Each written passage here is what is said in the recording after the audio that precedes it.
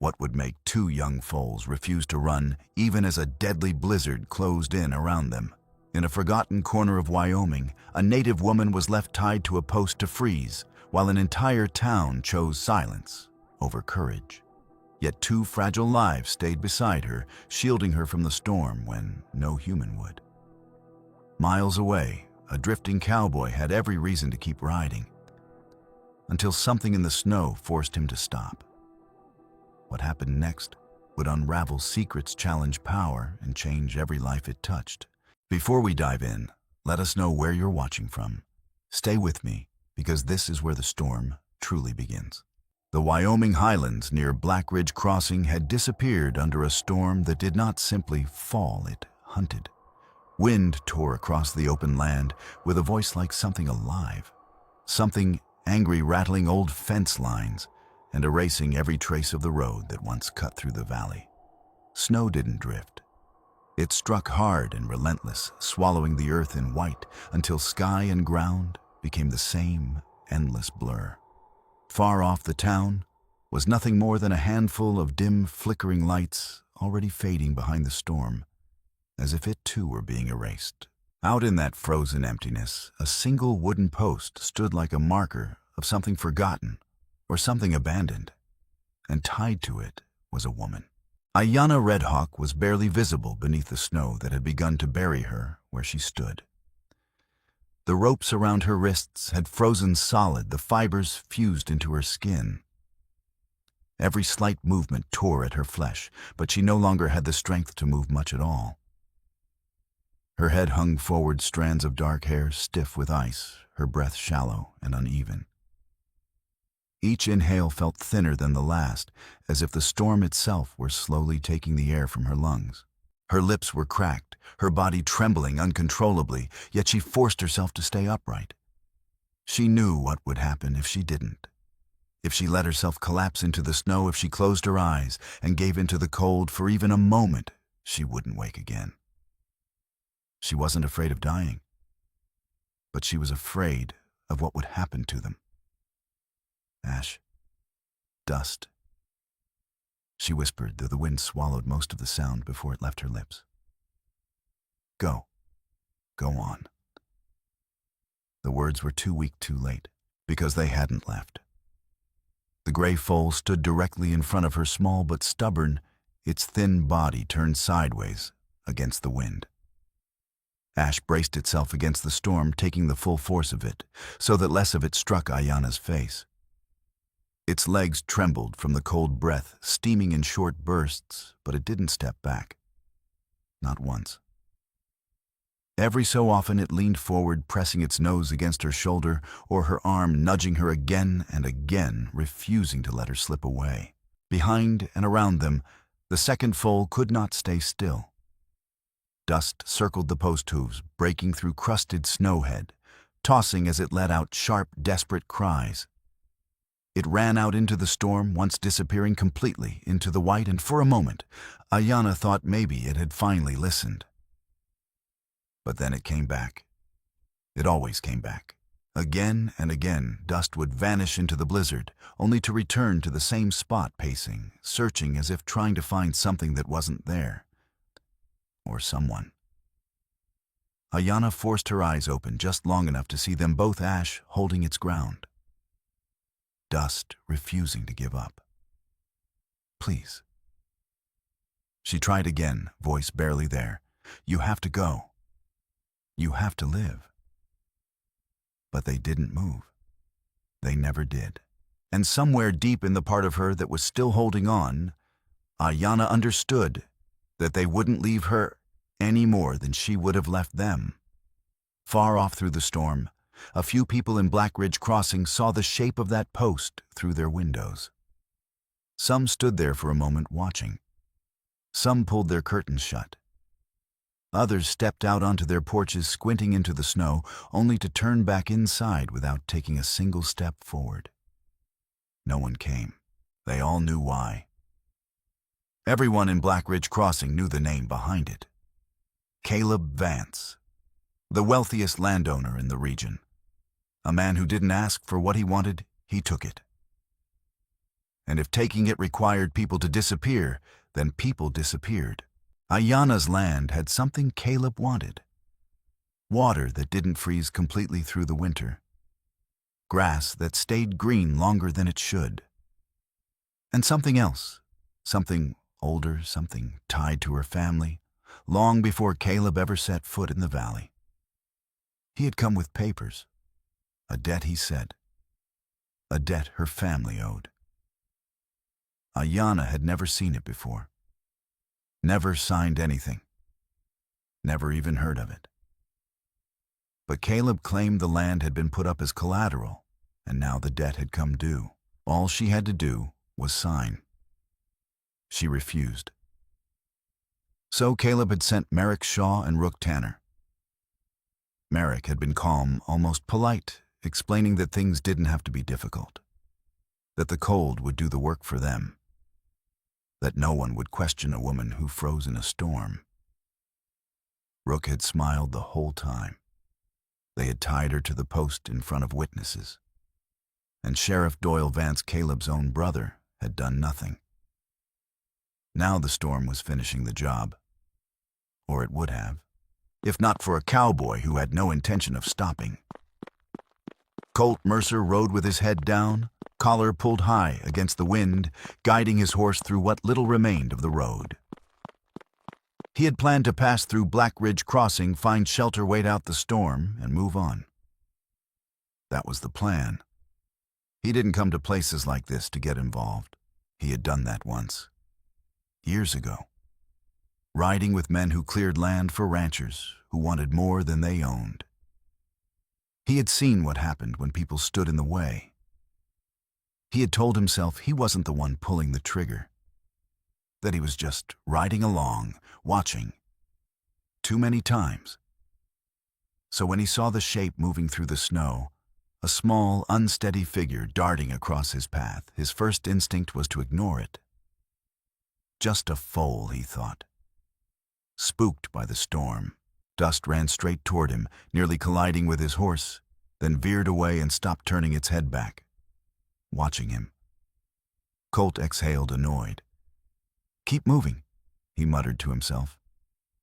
He nudged his horse forward. Dust didn't run away. It ran ahead a few steps, then stopped again, waiting. Colt frowned. "Not my problem," he said under his breath. He rode past it. 10 seconds later, the foal was back. This time it came closer, too close, snapping at the edge of his coat, tugging hard enough to make his horse shift uneasily. Colt swore under his breath and pulled back on the reins. "Hey, ek easy." The foal didn't retreat. It pulled again, then turned and ran, stopped, looked back. And something in the way it stood there, deliberate, insistent, made Colt hesitate. This wasn't panic. This was intention. He scanned the storm, but there was no herd, no ranch, nothing. Just the foal, waiting. Colt let out a long breath, then shook his head. Damn it. He turned his horse. "All right," he muttered. "You win." Dust moved immediately, leading him straight into the storm. The further they went, the worse the visibility became. Twice Colt nearly lost sight of the foal completely, and each time it circled back just enough to pull him forward again. Until finally, Dust stopped and let out a sharp, urgent cry. Colt followed its gaze. At first, he saw only a shape. Then the shape resolved into a gray figure standing against the wind. Then a post, and a woman tied to it. Colt swung down from his horse boots, crunching into the snow. Ash stepped forward, immediately placing itself between him and Ayanna, head low, ears pinned back. "Easy," Colt said, lowering his hand slightly. "I'm not here to hurt her." The foal didn't move, didn't trust him. Behind the post, Dust circled, pawing at the frozen rope. Colt saw it then, the way the fibers had fused to her skin, the blood frozen along her wrists. He moved slowly, giving Ash time to adjust. Step by step, closer, close enough to see her face. Ayana, he said gently, though he didn't know if she could hear. Her eyes fluttered open. For a moment there was fear in them. Then confusion. Then exhaustion. "Caleb?" she whispered. "No," Colt said. "Name's Colt Mercer." He pulled his knife. "I'm getting you out of here." The rope didn't want to give. It was frozen solid, each strand, stiff as iron. Colt had to saw through it, forcing the blade between fibers, working slowly, so he wouldn't cut her skin worse than it already was. "Stay with me," he said. Just a few more seconds. Ash pressed closer, breathing hard. Dust stood still now, watching. The final strand snapped. Ayana collapsed forward. Colt caught her just before her head struck the post. She was lighter than she should have been. Colder, too. Too cold. "Hey, stay with me," he muttered, pulling off his coat and wrapping it around her shoulders. She tried to speak. Something about the land. About Caleb. He shook his head. Later. He lifted her carefully and set her onto his horse, securing her so she wouldn't fall. Ash stepped forward, pressing its nose to her hand. Weakly, Ayana moved her fingers against its face. Dust came closer, no longer frantic. Mission done. For now. Colt glanced once toward the distant town, then back at the storm. "They'll come looking," he said quietly. He took the reins. "Not taking you there." He turned the horse south toward a place few people in Black Ridge bothered with anymore. "Come on," he said. Ash fell in beside Ayana. Dust ran ahead. Behind them the rope hung from the post, cut clean. And the storm began to bury everything they were leaving behind. If you were in Colt's place, would you have chosen to save her? Tell us what you would do, and don't forget to subscribe before we step into the most intense part of the story. They reached the southern edge of town, just as the storm thickened again. There, half buried behind a crooked fence line and a sagging shed, stood the old barn. Elias Boone's place. Colt rode straight for it. He didn't knock. He kicked the door. It banged hard against the wood, echoing inside. A moment later, the door cracked open just enough for a shotgun barrel to appear. "Go on," a rough voice said. "I ain't got room for trouble tonight." "Then make room," Colt shot back, pulling his horse forward into the lantern glow. The door opened wider. Elias Boone stood there, older than Colt remembered, beard gray and uneven eyes sharp despite the years. He looked at Colt first, recognition flickering, then fading into something more cautious. Then he saw Ayana, then the two foals behind them. Elias didn't say anything for a long moment. Then he stepped back. "Get her inside." Colt didn't waste time. He led the horse into the barn boots, hitting packed dirt and old straw.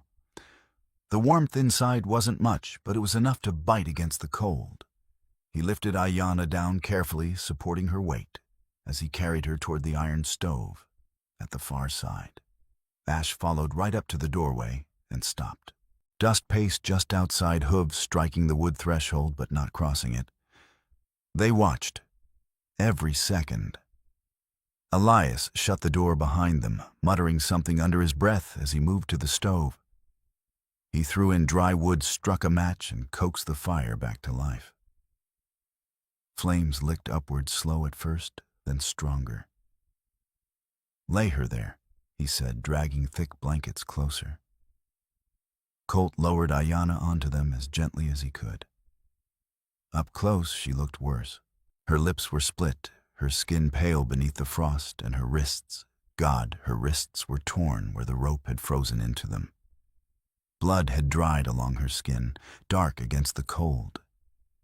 Elias crouched beside her, hands moving with the certainty of someone who had seen too many winters like this. "She's freezing through," he said. "And that's not the worst of it." He reached for her hands, examining the damage. "Frostbite starting." We don't warm her right, we lose the hands. He stood moving quickly now, pulling out cloth, a jar of salve, a dented kettle. Get water warm, not hot, he barked. Hot'll do more harm than good. Colt nodded, already moving. He lifted Ayanna's head slightly, bringing a cup to her lips. Easy, he said. Just a little. For a moment, nothing happened. Then her lips parted. A small swallow. Then another. Her eyes fluttered open. Ash. Dust, she whispered. Colt glanced toward the door. They're here, he said. Didn't go anywhere. As if on cue, Ash stepped closer, pushing its nose against the wood breath, fogging the gap. Dust pawed at the floor outside, restless but unwilling to leave. Ayanna's eyes softened. The tension in her face, tight locked for so long, eased just slightly. They didn't leave, she murmured. No, Colt said quietly. They didn't. Elias worked in silence for a while, cleaning her wrists, wrapping them with care. You're lucky, he muttered. Another hour out there. He didn't finish the sentence. He didn't need to. When Ayanna woke again, the fire was stronger, the barn warmer, and her breathing steadier. She lay still for a moment, staring at the ceiling beams, as if making sure they were real. Then she turned her head slightly. They're not just horses, she said, her voice rough, but clearer now. Colt leaned back against a post, arms crossed. Figured that much. They're the last, she said, of my family's line. Elias glanced up at that. Ayanna continued slowly, as if each word had to be pulled through the exhaustion. My people kept them. For generations. Not for work, not for trade, for memory. She swallowed. For the land. Her gaze drifted toward the door where Ash still stood. Their mother. She was the strongest of them. When the raiders came last winter, she didn't run. Colt didn't interrupt. She held them off, Ayanna said. Long enough for the rest to scatter. A faint pause. She didn't survive. Dust shifted outside as if hearing something in her voice. I found these two, Ayanna went on. Too small, too weak. Her lips trembled slightly. I should have lost them. But you didn't, Colt said. She shook her head faintly. No. I brought them inside, kept them warm, fed them by hand. Her eyes closed briefly. They stayed. Elias leaned back on his heels, studying her. That land of yours, he said. It ain't just dirt, is it? Ayanna met his gaze. No. She took a breath. It doesn't freeze the way it should. There's water under it. Grass that holds through winter. Elias let out a low whistle. That's worth money. It's worth more than that, Ayanna said. To my people. Colt pushed off the post slightly. And to Caleb Vance. Ayanna's expression hardened. He says my family owed him, she said. A debt. You ever see proof? Colt asked. She shook her head. Only what his man told me. Papers in a safe, always out of reach. Elias snorted. Convenient. The signature on the transfer, Ayanna added. It's not right. Colt's eyes narrowed. Who can prove that, Bellamy, she said. Land office clerk. Elias grimaced.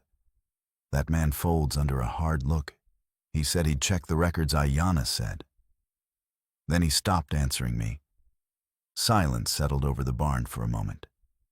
Then a knock. Soft, but urgent.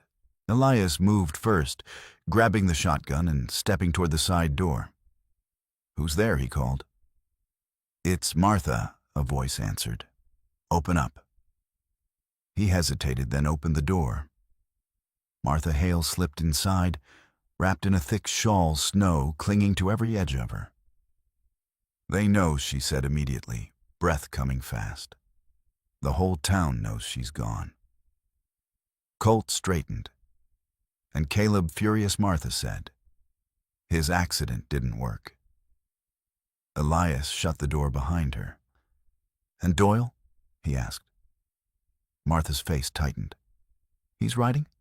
"Caleb's pushing him to bring her back." Ayanna shifted slightly. "Back," she said. "So it can happen again," Martha replied quietly. She looked at Ayanna, guilt-heavy in her eyes. "I should have said something sooner," she admitted. "I heard Merrick asking questions weeks ago about your land, about your sister." Ayanna stiffened. Nora Martha nodded. "Whitmore Ridge." Colt exchanged a glance with Elias. "This wasn't sudden," he said. "This was planned." Martha nodded again. "He doesn't need money," she said. "He needs you gone. If you die out there, the papers get signed clean. No questions." Colt exhaled slowly. "Then we don't stay." Ayanna pushed herself up slightly. "I need to get to Whitmore," she said. "Nora has the old records. Proof the land is ours?" Elias rubbed his chin. "There's a north path," he said. "Too rough for wagons. But a sled could make it. Then we take it," Colt said. Elias nodded once decision made. "I'll get it ready." He moved fast after that, pulling out a battered sled, loading it with blankets, food, water supplies. 2 rifles disappeared beneath the planks. Martha turned to Colt. "He won't let you get there," she warned. Colt glanced at Ash and Dust. "They didn't leave her," he said. He looked back at Martha. "I'm not starting now." Ayanna studied him. "Why?" she asked quietly. Colt met her gaze. "Because I've walked away before," he said. "Too many times. A beat. Not this time." Before dawn, they were ready. Elias opened the back door, leading them out into the storm once more. "I'll stall anyone who comes asking," he said. Martha pulled her shawl tighter. "I'll listen. Bring word if I can." Colt nodded. "Appreciate it." They moved out. The sled creaked over the snow, pulled by a stubborn mule. Ayanna lay low beneath layers of blankets. Ash walked close beside her, head lowered. Dust ranged ahead, then back again, always watching. The storm swallowed them within minutes. They had gone only a few miles when Dust stopped. Dead still. Its ears snapped forward. Colt raised a hand, halting the mule. At first, nothing. Then faint. Hoofbeats. Ayanna's eyes opened. "They're coming," she said. And the real chase had begun. Not long after a rider appeared through the storm. Colt raised his rifle. The rider lifted a hand. "Wait," he called. "Eli Turner." "Your ma sent you?" Colt asked as the boy pulled up. Eli nodded, breathless. "Caleb's not behind you," he said. "Sheriff Merrick Rook they are." Ayanna's stomach tightened, and Caleb Eli swallowed. He went around, heading for Whitmore. Silence hit hard. He knew Ayanna whispered. "About Nora." Eli nodded. "He's been asking about her for weeks." Colt closed his eyes briefly, then opened them again, and knew there was no easy choice left. He looked at the road ahead, then back at the storm behind. 2 directions. 1 decision. Dust moved first, running toward Whitmore, then back, then forward again, just like before. Ash pressed closer to the sled. Colt understood. "Stay with her," he said quietly to the gray foal. Then he looked at Ayanna. "I'll stop him." She held his gaze. "Then come back," she said. "I will." He turned his horse and rode straight into the storm. His horse fought for every stride. Each hoof came down uncertainly, punched through crusted snow, slipped, caught again. More than once Colt felt the animal shift beneath him in a way that sent a cold warning through his bones. One wrong step and both of them would go over. He did not slow. Caleb Vance had taken the western loop.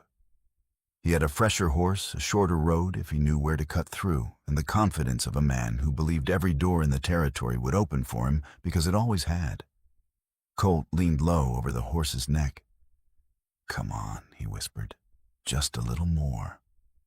The wind tore the words away. For a moment the storm became another memory. He saw another road years before. Another ranch. Another family standing beside a wagon watching men pull their fence posts out of the ground. He had been younger then, meaner in the ways men become mean when they are trying not to feel shame. He had ridden with ranchers who carried papers with false seals and guns with real bullets. He had watched poor farmers' widows and native families driven off land that had fed them for years. He had told himself he was just hired muscle. Just a rider, just passing through. But a man could spend his whole life just passing through and still leave bodies in the places he refused to stop. Ayanna Redhawk, tied to that post, had put a name to everything he had once pretended not to see. Caleb Vance didn't only want her land. He wanted her name scraped off it. He wanted her family made into rumor, her claim made into dust, her people's memory buried beneath a paper lie. If Caleb won, Ayanna would not simply lose property. She would be made into someone who had never mattered.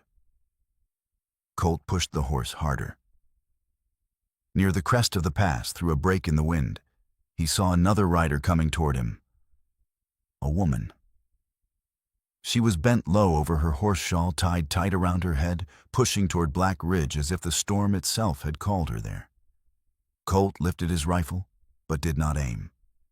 Hold up, the woman pulled her horse sideways, fighting the reins. Her eyes were sharp, terrified, and furious. "Who are you?" she shouted. "Colt Mercer," he called back. "You Nora Redhawk." The woman froze. "How do you know that name? Ayanna's alive." For 1 second, all the strength left Nora's face. She put one hand against the saddle horn as if the words had struck her harder than the wind. "She's alive," Nora whispered.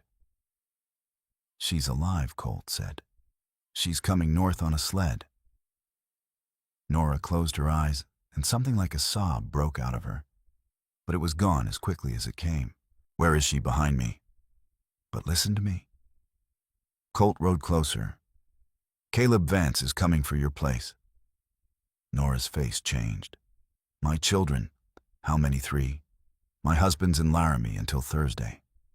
"Ride home," Colt said. "Get them into the cellar. Bolt it from the inside. Don't come up for anyone but Ayanna's voice." Nora stared at him. "And you? I'll stop Caleb at the bend. You'll stop him alone." "I don't aim to outdraw him." "Then what do you aim to do?" Colt looked past her toward the road Caleb would have to take. "I aim to tell him the truth," he said. "Men like him fear that more than bullets." Nora did not look convinced, but she had no time left to argue. "If my sister comes," she said, voice shaking, "you send her to the back road, not the main gate. I will." Nora turned her horse hard and rode back toward Whitmore Ridge. Colt watched until the storm swallowed her, then guided his horse to the narrowest curve in the pass. It was a bad place for a man in a hurry. Good place for a man with a rifle. He dismounted, stood in the middle of the road, and waited. Caleb Vance came 10 minutes later on a strong bay horse coat, buttoned high, hat brim white with snow. He slowed only when he saw Colt standing in his path. Caleb looked him over like he was measuring the cost of removing him. "You lost, stranger?" "No. You're in my road." "I know." Caleb's hand rested loose near his hip. "Then you best tell me why." Sarah Colt stopped himself, then corrected the old ghost of another story in his mind. Ayanna Redhawk. Caleb's face did not move. Never heard of her. Colt almost smiled. "That's the first lie." "Want to try for 2? Caleb's eyes narrowed. "Who are you, the man who cut her off your post?" For the first time, something flickered in Caleb's expression. Not fear, not yet. Calculation. You must have me confused with somebody. I don't. Colt kept the rifle across his arms, not raised but ready. You had Merrick Shaw and Rook Tanner tie her out in that storm. You wanted the Cold to sign your papers for you. Caleb laughed. Papers, the false debt. The transfer. The signature Bellamy knows isn't right. That got him. Only a fraction. But enough. Caleb's mouth tightened. You think anybody in Cheyenne cares about a native woman freezing in bad weather? No, Colt said. But they care about forged land transfers when there's money behind them. And if Bellamy talks, a federal marshal will care plenty. Caleb leaned forward in the saddle. You're bluffing. Maybe. You got no marshal. Not yet. Caleb's hand moved closer to his pistol. Colt's voice stayed flat. Your brother's coming. Caleb stilled. Doyle riding hard. A faint sound rose through the pass behind Caleb. Hoofbeats. Distant but coming fast. For the first time, Caleb Vance looked over his shoulder. And Colt saw it. The crack. Down on the north road, Ayanna heard hoofbeats too. She lay low on the sled wrapped in blankets, Ash walking close beside her, while dust ranged ahead and back again. The mule had fallen into a stubborn rhythm, pulling through the snow with its head down. Then dust stopped. Ash raised its head. Ayanna reached under the sled board and closed her hand around the hidden rifle. 3 riders came out of the snow. Sheriff Doyle Vance rode in front, Merrick Shaw on one side, Rook Tanner on the other. The sheriff lifted a hand. Mrs. Red Hawk, he called. You need to come back to Black Ridge? Ayanna sat up slowly. Show me the warrant. Doyle's face tightened.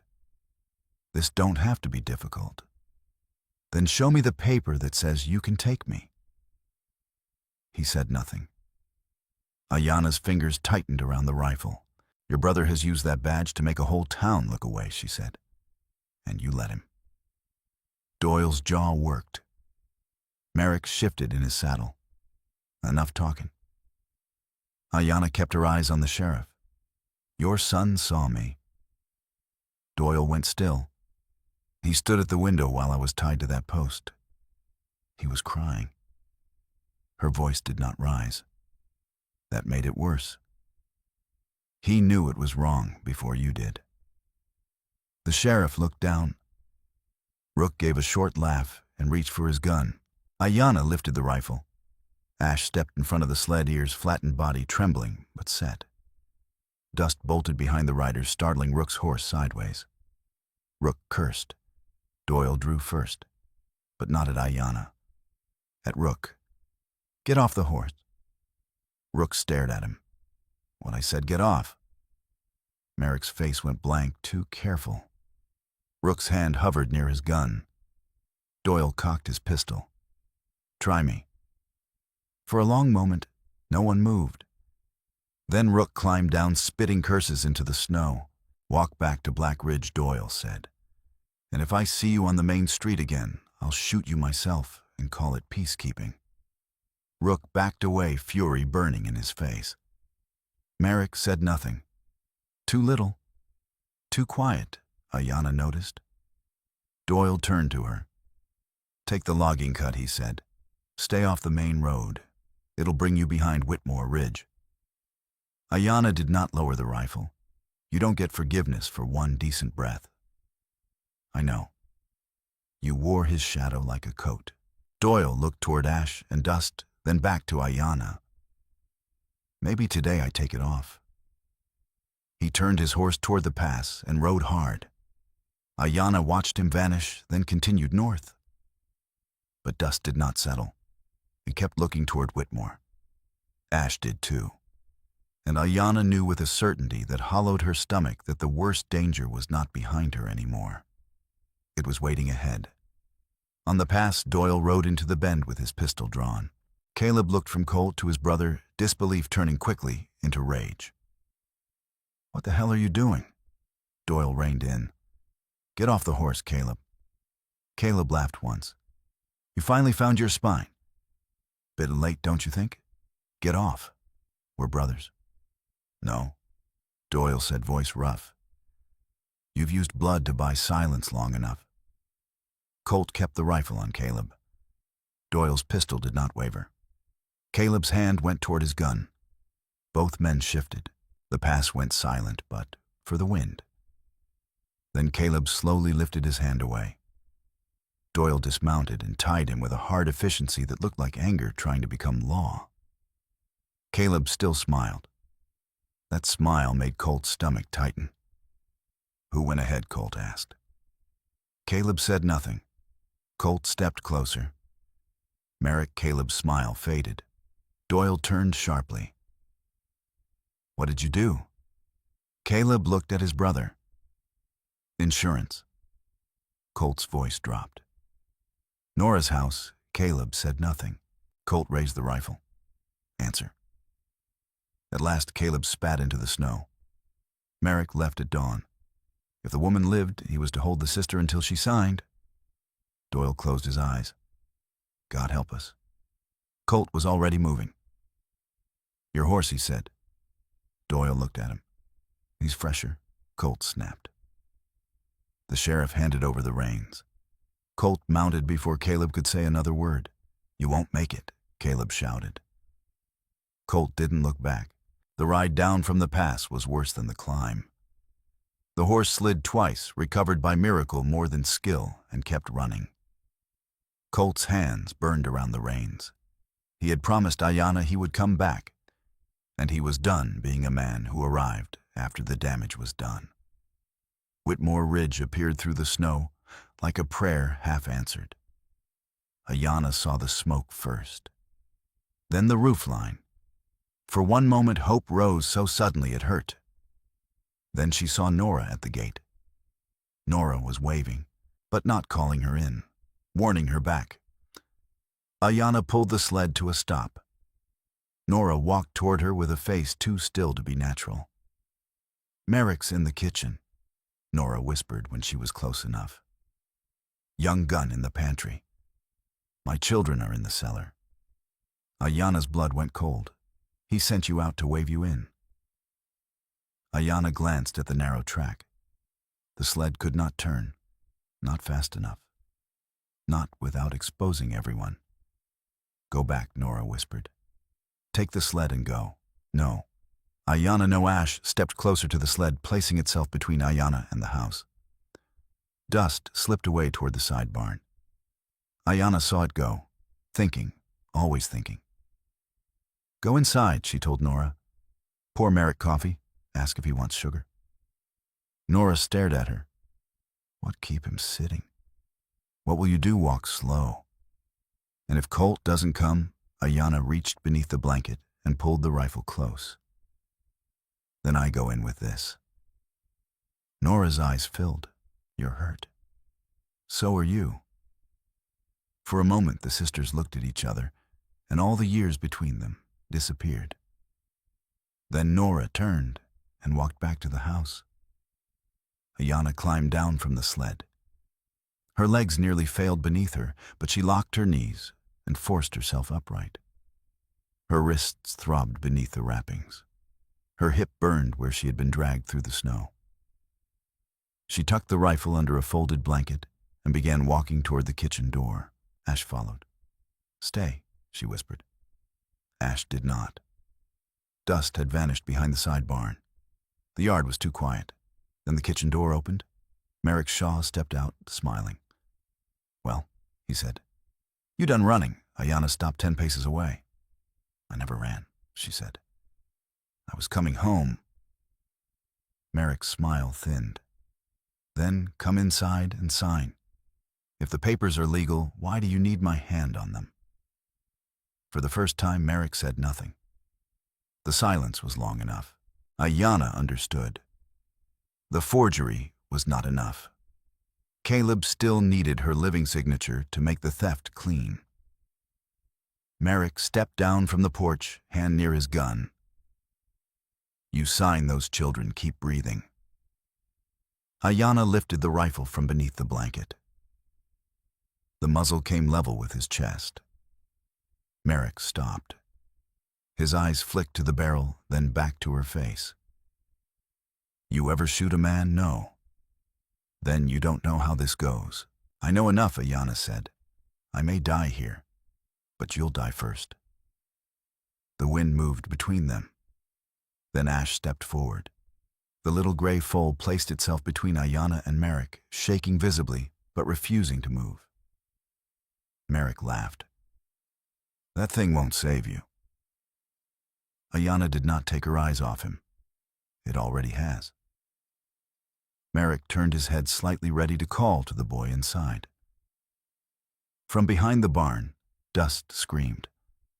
The foal burst through a low fence, splintering rotten wood, sending snow flying. Inside the house, the young gunman rushed from the pantry to see what had happened. Nora moved fast. The cellar door slammed. The bolt dropped. The children were sealed below. Merrick's face twisted. "You little." He went for his gun. Then hoofbeats thundered down from the pass. Colt Mercer came into the yard like the storm had thrown him there. Merrick lunged for Ayanna.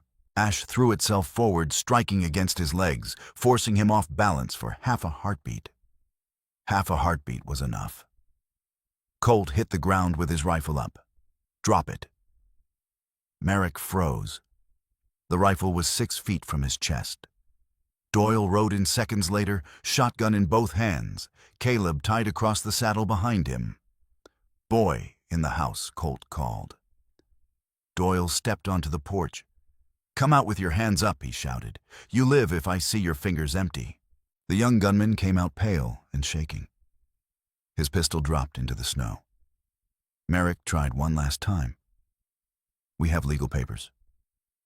Ayanna's voice cut through the yard. "If they were legal, you wouldn't need my signature under a gun." Colt nodded toward the snow.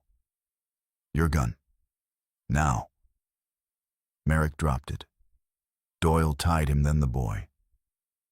Caleb, dragged down from the horse, still found the breath to sneer. "No court will take her word over mine." The front door opened. Nora stepped out carrying a wrapped bundle of papers. "They won't have to." Martha Hale arrived soon after, with Eli Turner both half-frozen and breathless. Elias Boone came behind them with 3 men from Black Ridge who had finally decided that watching was no longer safe for their souls. Martha lifted her chin. "Bellamy will talk if he's protected." Caleb's face hardened. Then Doyle stepped forward. "There's more." Everyone turned. The sheriff looked older than he had that morning. "I put the temporary seal on that transfer," he said. "I knew it wasn't clean. I did it because I was afraid of my brother." The silence that followed was heavier than the storm. Caleb spat traitor. Doyle looked at him. "No. Today I stopped being one." He turned to Ayanna. "I'll go to Cheyenne. I'll say it before a marshal." Ayanna looked at him for a long time. "That doesn't erase the post," she said, "or the rope, or the night I was left there." "No," Doyle said. "It doesn't, but it may save the land." He nodded. "It will." Only then did Ayanna lower the rifle. Nora crossed the yard and took her sister into her arms. For a while, neither of them spoke. The children came up from the cellar one by one, frightened but alive, clinging to their mother and staring at the strangers, the sheriff, the tied men, and the 2 foals standing in the snow. Ash pressed its head against Ayanna's shoulder. Ayanna touched its face and finally let out a breath that sounded almost like relief. Dust stood beside Colt, watching him as if judging whether he had done what he promised. Ayanna looked at Colt.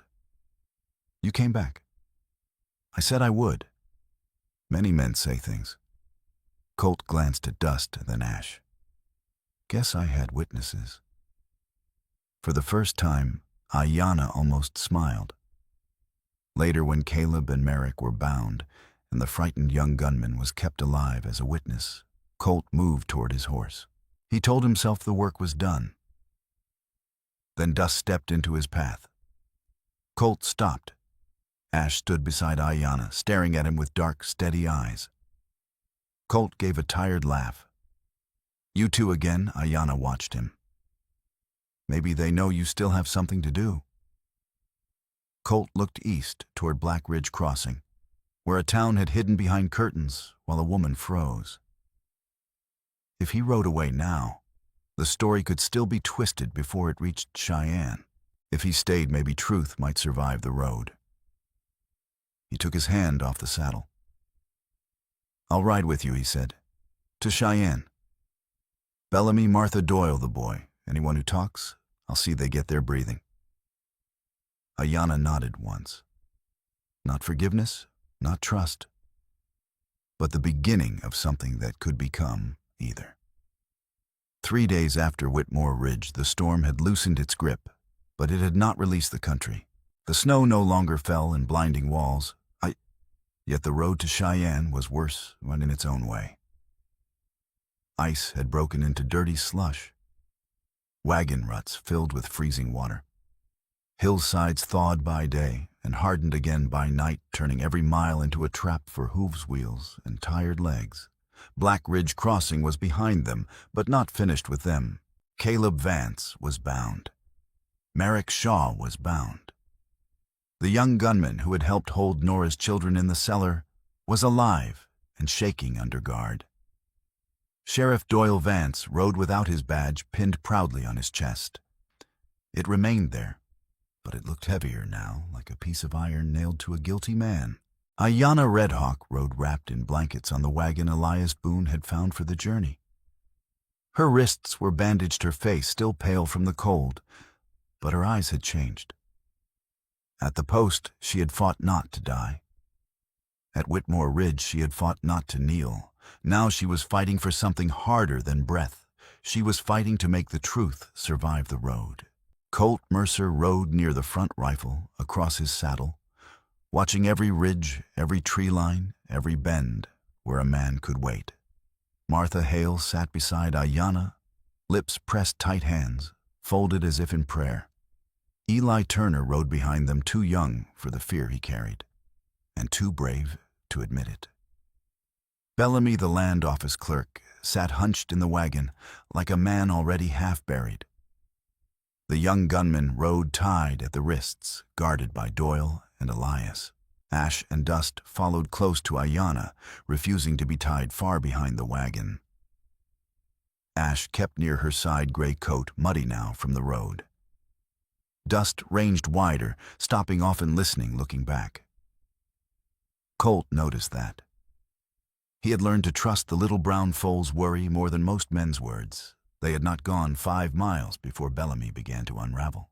"You don't understand," the clerk muttered, rubbing his hands together though he wore gloves. "None of you understand.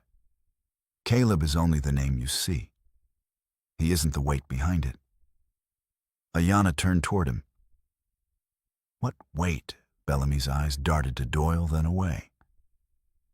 "The cattle company," he whispered. "The North Line Cattle and Freight Company. They want a shipping route through Redhawk land, watergrass access to the pass. Caleb was gathering parcels for them." Ayanna's face hardened. So this was never only him. No. Bellamy swallowed. "He came into my office with papers already drafted. Dates changed. Notices filed before they were supposed to be filed. Your true confirmation record was held back. Held back by whom?" Bellamy closed his eyes. "By me?" The wagon went quiet. Doyle said, "Bellamy, don't." Bellamy snapped, surprising even himself. "Don't speak to me like you're clean. You stamped what Caleb gave you." Doyle took the blow without answering. Ayanna looked between them. So every man with a desk, a stamp, or a badge decided my land could be stolen if the paper looked tidy enough. Bellamy bowed his head. Colt rode back beside the wagon. "Save the rest for Cheyenne," he said. Bellamy gave a bitter laugh. If we reach Cheyenne, that night, they camped near a rock cut where the wind passed overhead, but did not strike them directly. Elias built a low fire. Martha boiled coffee thin enough to see through. Doyle kept watch on Caleb and Merrick, who said little, but watched everything. Ash refused to lie down. Dust stood facing the trees.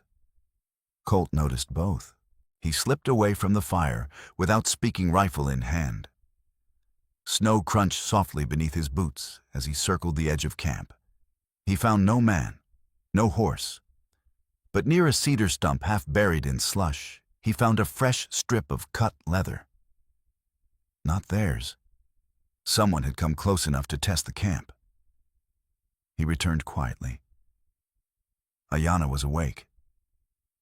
"You found something," she said. "Not enough. That means yes."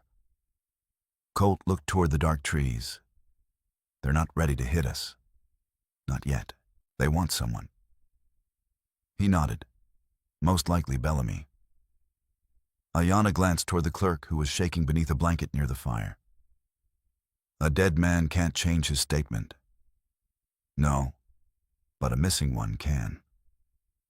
By noon the next day, they met a mail rider coming south out of Cheyenne. He slowed when he recognized Doyle and looked hard at Colt. "Word's ahead of you," the rider said. Colt's jaw tightened. What word? That a native woman's making a false land claim. That you're a known gunman forcing testimony. That Sheriff Vance is trying to save his neck by blaming his brother. Bellamy made a small sound from the wagon. Doyle lowered his eyes. Ayanna sat straighter, despite the pain. "Who sent that word?" The rider shrugged. "Couldn't say. But it's waiting in Cheyenne." After he left, no one spoke for a long time. Bellamy finally whispered, "We should turn back." Ayanna looked at him. "And do what let Caleb's story arrive alone. They may arrest you before they hear you. Then I will speak from a cell." Colt looked at her. She met his eyes.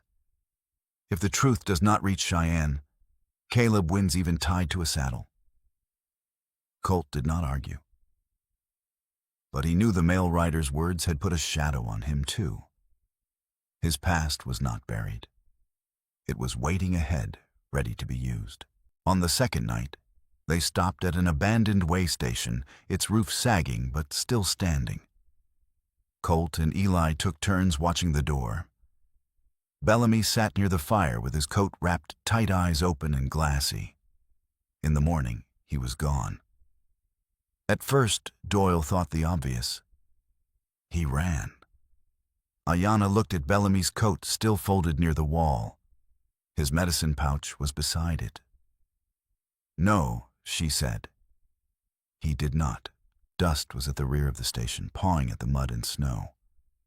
Colt followed the foal and crouched. Drag marks. A body pulled backward. "Taken," Colt said. The trail led into a narrow canyon east of the station. "I'm going," Colt said. "So am I," Ayanna answered. "No, you can barely stand a full hour. My case dies with Bellamy. Then I bring him back."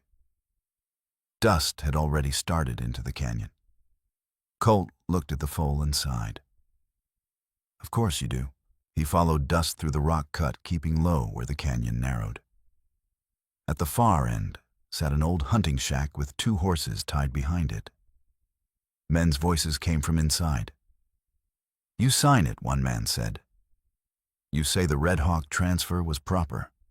You say Caleb filed clean." Bellamy's voice shook. "It wasn't. It will be when you put ink to paper." Colt moved around the shack while Dust slipped toward the tied horses. The foal kicked at the snow, snorted, and bolted sideways. The strange horses startled, jerking their reins, banging against the wall. One man came out cursing. Colt struck him hard with the rifle stock before he could raise his gun. The second man dragged Bellamy toward the back door, pistol raised. Colt came through the front before he could fire. "Drop it." The man froze. Bellamy collapsed to his knees. The gunman's eyes flicked toward the window.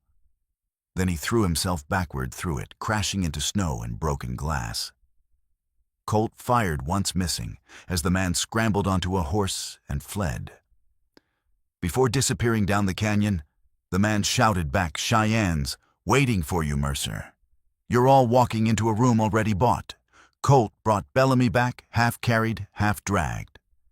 The rescue did not steady the group. It nearly broke it. The young gunman started crying that night, saying he would rather run than be murdered by men with money. Bellamy said his testimony would not be enough. Doyle said they had to move faster. Ayanna finally snapped. "All of you are afraid now," she said, voice sharp enough to cut. Where was this fear when my land was being stolen? Where was it when papers were changed, stamps were pressed, children were threatened? Every man here found a way to be silent, until silence came for him too. No one answered. Martha stood slowly. "Ayanna," she said gently, "your anger is keeping us alive. But if you swing it at every person walking beside you, you may burn the only witnesses you have." Ayanna's face trembled with the effort of holding too much inside. Colt came beside her, voice low. "You don't have to trust them because they deserve it," he said. "Trust the truth they carry." She looked at Bellamy, then Doyle, then the young gunman. "I am not going to Cheyenne to ask for pity," she said. "I am going to take back what is mine. If any of you carry a piece of that truth, then carry it straight, or get out of my road." No one left. By the third day, Cheyenne rose out of the cold distance, in hard lines of wood brick, smoke, and law. The marshal's office stood near the administrative buildings. Colt expected resistance. He did not expect the main federal marshal to be gone. Called east 2 days ago, said the deputy marshal, a young man with clean hands and uncertain eyes. "I can take statements." Before Ayanna could speak, a man in a dark coat entered, as if the room belonged to him. "Silas Greer," he said, "counsel for Northline Cattle and Freight." Colt's hand moved near his gun. Greer smiled. "Mr. Mercer, I believe there is already a complaint against you. Coercion of witnesses. Armed interference in a land dispute." The deputy looked uncomfortable. "Mr. Mercer, I'll need your weapons for now." Ayanna stepped forward. "He is the reason I am alive." Greer turned to her. "Then you may say so at the hearing." "Hearing, yes, Mrs. Red Hawk. If you want the law to hear you, you will have to speak where the law keeps its record." Colt surrendered his gun slowly. Bellamy shook at the doorway. Outside the window, ash and dust stood tied at the rail, watching Ayanna through the glass. Ayanna understood then. The storm was over. But the enemy had changed weapons. Now it used ink. 2 weeks later, Ayanna stood in a cold hearing room in Cheyenne and faced men who had already decided how small she should sound. Owners, lawyers, clerks, officials, note-takers. Nearly all white. Nearly all looking at her as if she were an interruption to business. Silas Greer opened first. "This is a civil land dispute," he said smoothly. "Not the melodrama some witnesses wish to make it." Ayanna sat still as he called the post a misunderstanding. The storm an unfortunate circumstance, the Foals a touching detail, but not evidence. When she was called, Greer tried to make her angry. "You understand territorial land law, Mrs. Red Hawk? I understand when a man points a gun at children to force a signature." He smiled thinly. "Please answer the question. I understand my land was mine before your company learned to spell its name." Murmurs moved through the room. Greer pressed harder. He asked for Caleb's direct order. He asked whether she had signed anything. He asked if Colt had influenced her story. She told him of Merrick, of Rook, of the Post. of Nora's cellar, of the paper Merrick wanted her to sign. Every time Greer cut her off, she began again. Colt watched from the rear, under guard. She did not tremble. Then Greer turned on him. He brought out old records, names of ranch outfits, incidents, evictions. Were you present when families were removed from land by force? Yes, Colt said. The room stirred. Were you paid? Yes. Then why should anyone believe your moral outrage now? Colt looked at him. Because I know what land theft looks like when men dress it up as law. Greer smiled. So this is guilt, this is testimony. You admit to a dishonorable past. Colt's voice did not rise. A bad past doesn't make a true thing false. Ayanna looked at him then, not with suspicion, but recognition. Doyle testified next. He admitted the seal, the silence, the threats he knew about and ignored. Greer moved quickly. You testify now to reduce your own punishment. Doyle nodded. I deserve punishment. Then why should this court trust you? If I wanted safety, I would have stayed quiet. He paused. My badge kept the town quiet. That was my crime. The room changed after that. Martha spoke. Eli spoke. The young gunman finally spoke, after Colt demanded the deputy protect him from Greer's stare. Merrick said to hold the children, the boy whispered. He said she'd sign if the little ones were close enough to hear. Greer's confidence thinned. Then Nora produced the old Red Hawk record. For a moment, hope entered the room. Greer examined it and found the wound. No final confirmation mark, he said. Without that, this document may be incomplete. Bellamy began to shake. Greer turned on him. Is that not correct, Mr. Bellamy? Bellamy opened his mouth. Nothing came out. Then from outside, ash and dust screamed. A crash followed. The hearing broke apart. Colt ran first. In the yard, someone had tried to cut the foals loose, not to steal them, but to create chaos. In that chaos, Bellamy vanished. Dust caught the scent. The foal led Colt, Ayanna, and the deputy through a rear corridor to a record storage room. Inside, Bellamy was cornered by one of Greer's men, a denial statement pressed against his chest. Bellamy collapsed the moment he saw them.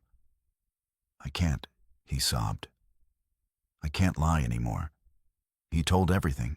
The final confirmation mark had not vanished. Caleb had kept it locked in a box in Black Ridge.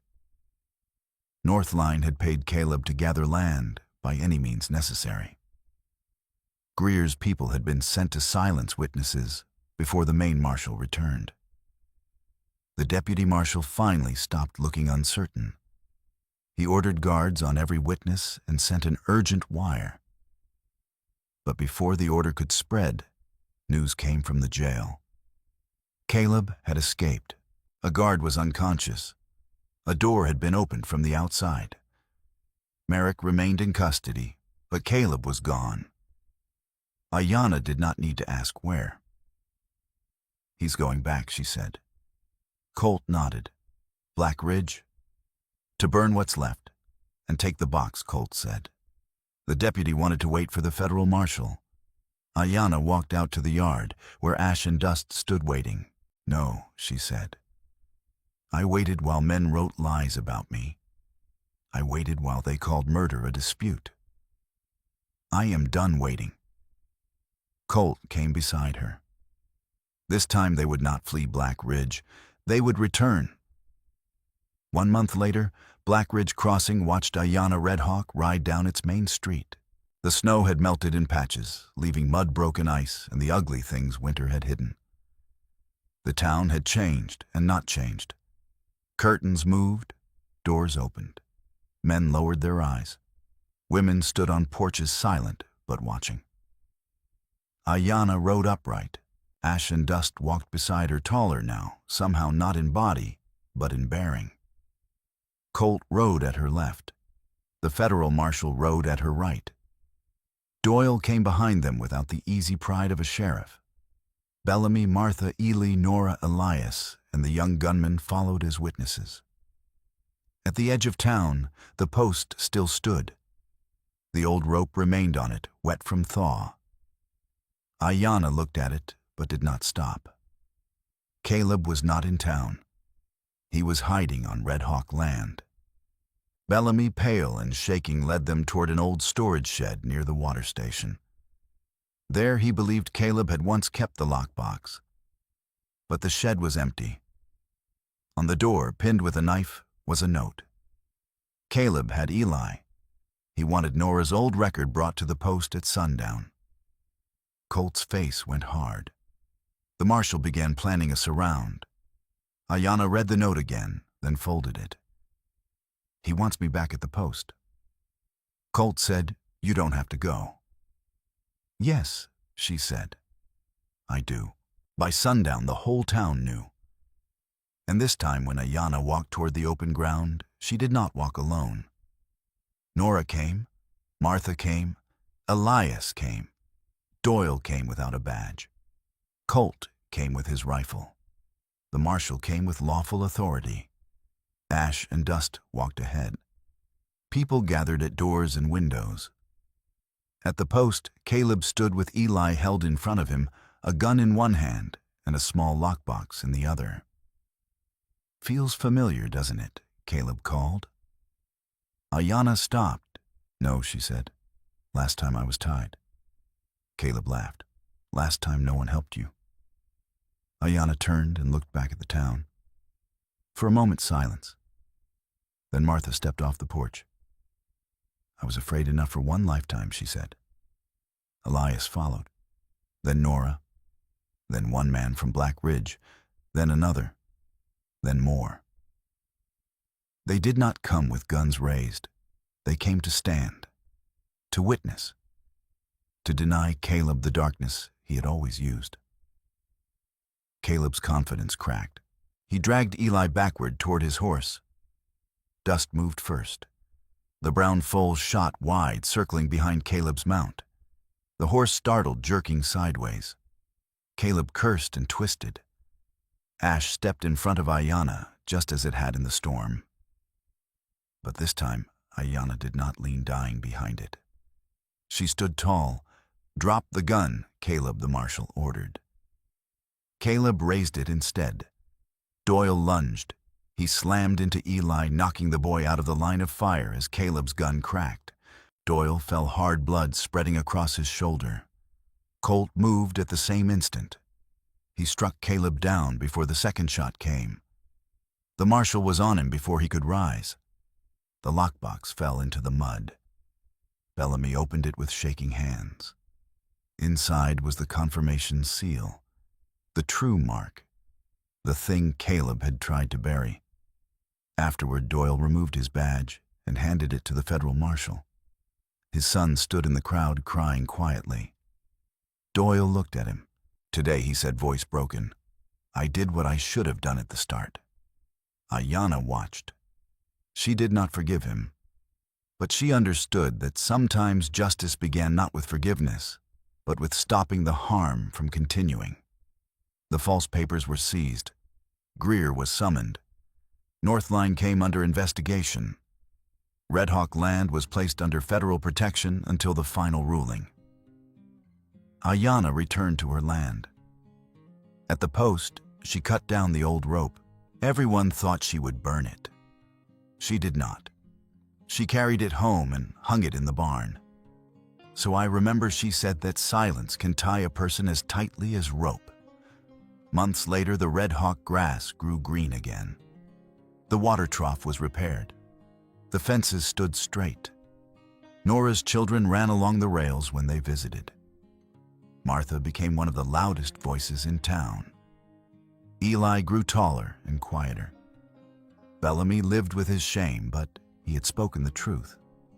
Colt stayed, not because anyone asked him to, because for the first time in years, he had found a place where riding away would feel like lying. Ash and Dust ran across the open field under the sun, no longer trembling foals in a blizzard, but young horses with wind in their manes and land beneath their hooves. Ayana stood by the fence, watching them. Colt stood beside her. Behind them in the barn, the rope hung where all could see it. Outside, the horses ran free over the land they had helped save. A town had turned away. A man had stayed silent. A sheriff had been afraid. But two foals had refused to leave. And because of that, everyone else had learned how to stand. For me, this story isn't just about courage or justice. It's about the quiet moment when someone decides to stop being a bystander. I see myself in the hesitation and the instinct to walk past trouble because it feels safer, easier, more rational. But what stays with me is the realization that inaction is still a choice. And sometimes it's the choice that allows harm to continue. The two foals didn't understand fear the way humans do. They simply stayed. And that makes me question how often I've understood too much overthought, too much and done too little. This story reminds me that change doesn't always begin with strength or certainty. Sometimes it begins with a simple refusal to turn away. Thank you so much for watching and being part of this journey. Your support means everything and helps these stories reach more people. If you enjoyed this story, please subscribe to the channel and stay with us for more powerful and meaningful stories ahead.